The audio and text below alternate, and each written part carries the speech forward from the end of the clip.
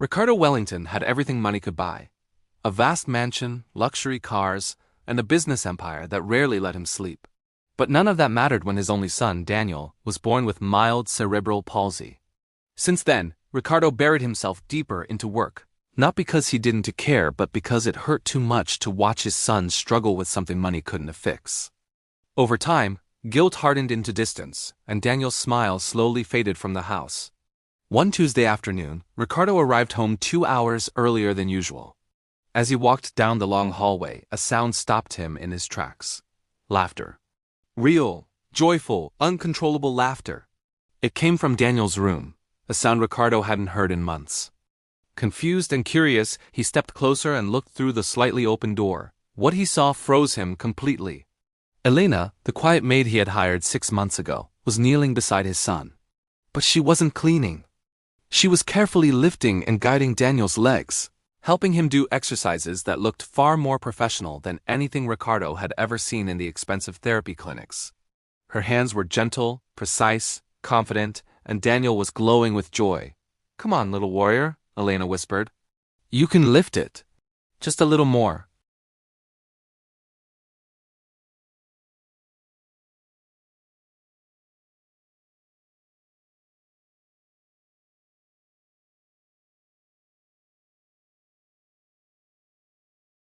That night, Ricardo barely slept. His voice was cold. His words even colder. "Where did you learn to do that?" "You are a maid, not a therapist." Elena lowered her gaze, but her voice stayed calm.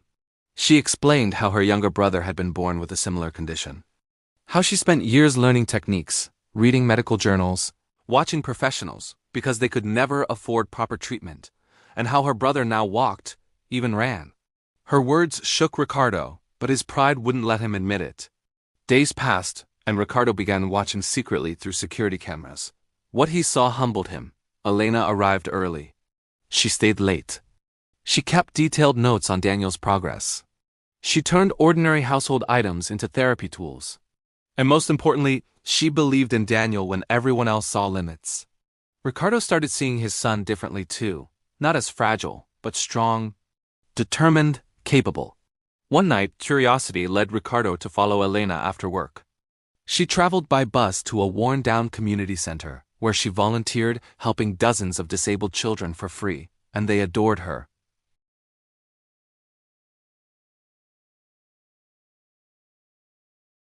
He apologized, and Elena finally revealed the full truth. She wasn't just self-taught. She actually held a degree in physical therapy. But no one would hire her. Not with her background. Not with her skin color.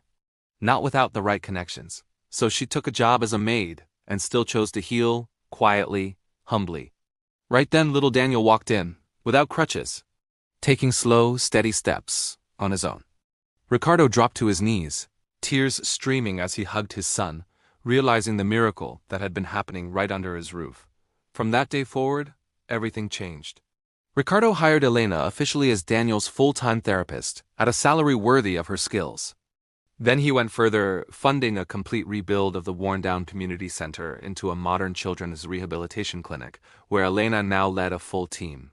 Months later, Daniel walked onto a school stage to share his story. Strong, confident, proud. Miss Elena taught me that it doesn't matter where you come from. What matters is how much love you give. The audience stood and applauded. Ricardo finally understood the truth. Real wealth isn't money. It's impact. It's humanity. And sometimes, angels walk into our lives disguised as the people we overlook.